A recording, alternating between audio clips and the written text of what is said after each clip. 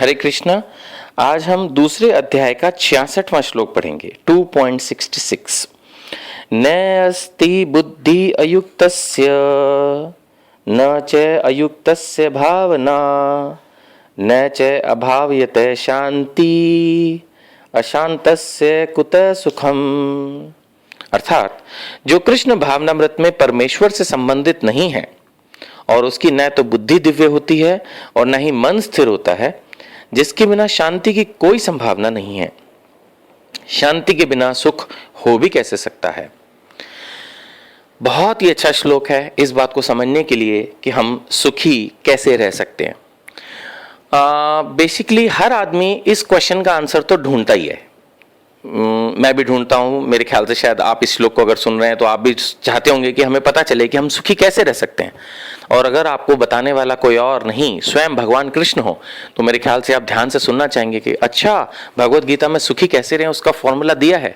जी हाँ, अनेक श्लोकों में दिया है। उनमें से एक श्लोक मैं अभी पढ़ रहा हूं आपके लिए, 2.66। इसमें भगवान ने कहा है कि जो परमेश्वर से संबंधित नहीं है उसकी बुद्धि दिव्य नहीं होती। दिव्य नहीं होती यानी कि भगवान की भक्ति में नहीं लगती और उससे उसका मन भी स्थिर नहीं होता। भगवान कह रहे हैं कि इससे फिर शांति की कोई संभावना नहीं है। और लास्ट में भगवान स्वयं प्रश्न कर रहे हैं कि शांति के बिना कोई कैसे सुखी हो सकता है। तो देखिए, इस श्लोक में बड़ा क्लियर कट फॉर्मूला समझाया हुआ है कि सुखी कैसे रहा जाए। मैं इसको अब थोड़ा सा रिवर्स करके पढ़ता हूं। आई होप कि इससे आप समझ पाए कि भगवान ने आई एम सॉरी, इससे शायद मैं आपको समझा पाऊं। भगवान ने ये बताया है कि सुखी वही व्यक्ति हो पाएगा जो शांत होगा। यानी जैसे भगवान कह रहे हैं शांति के बिना सुख हो भी कैसे सकता है, यानी कि सुखी होने के लिए हमें क्या करना होगा, शांत होना होगा। और इससे पिछली लाइन में फिर ये बताया गया है कि शांति कैसे मिलेगी। तो यहां बताया जाएगा कि जिसका मन स्थिर है वो शांत हो पाएगा। तो यानी कि अगर हमें सुखी होना है तो हमें शांत होना होगा, और अगर हमें शांत होना है तो हमारे अपने मन को स्थिर करना होगा। और मन कैसे स्थिर होगा? मन तब स्थिर होगा जब हमारी बुद्धि दिव्य होगी। बुद्धि दिव्य होगी यानी कि जो हमारा डिसीजन मेकिंग पावर है, जब वो हमारे को बार बार ये डिसीजन देगी कि हमें भक्ति में कार्यों में लगना चाहिए। इसका अर्थ ये नहीं कि हमें भौतिकता छोड़ ही देनी चाहिए, रुपए पैसे नहीं कमाने। कई लोग एकदम गुस्सा हो जाते हैं या एकदम ही श्लोक को सुनना या समझना बंद कर देते हैं सोच के कि ओहो, आप तो ये कह रहे हो कि सब बीवी बच्चों को छोड़ के जंगल में जाके बैठ जाओ। नहीं जी, ना तो मैं बैठा हूं, ना हम आपको ऐसी सलाह दे रहे हैं, ना ऐसी सलाह श्री प्रभुपाद या स्वयं कृष्ण ने दी है।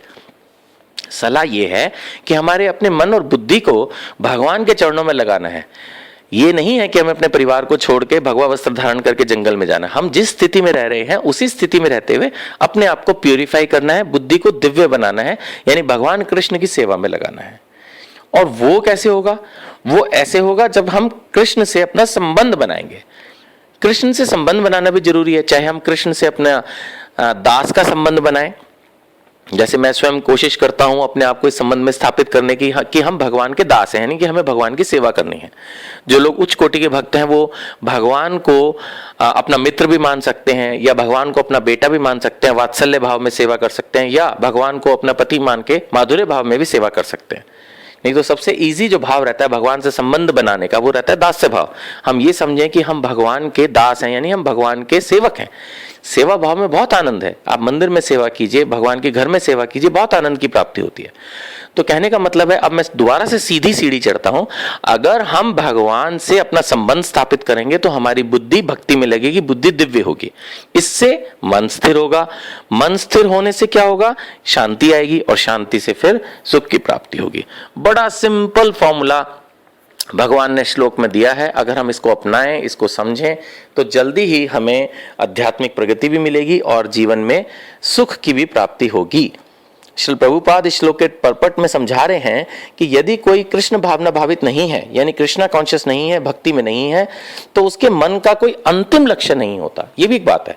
हम सोचते हैं और आगे जाना, और आगे जाना, और आगे जाना। जब तक हमें मन का अंतिम लक्ष्य नहीं पता लगेगा, मानव जीवन का अंतिम लक्ष्य नहीं पता चलेगा, जो कि है कि भगवान के धाम की प्राप्ति, भगवान की प्राप्ति, तब तक हम लगे रहेंगे और मन कभी भी शांत नहीं होगा। तो इस श्लोक को पढ़िए, गीता को रोज पढ़िए और अपने जीवन को सुखी बनाने का प्रयास कीजिए। हरे कृष्णा।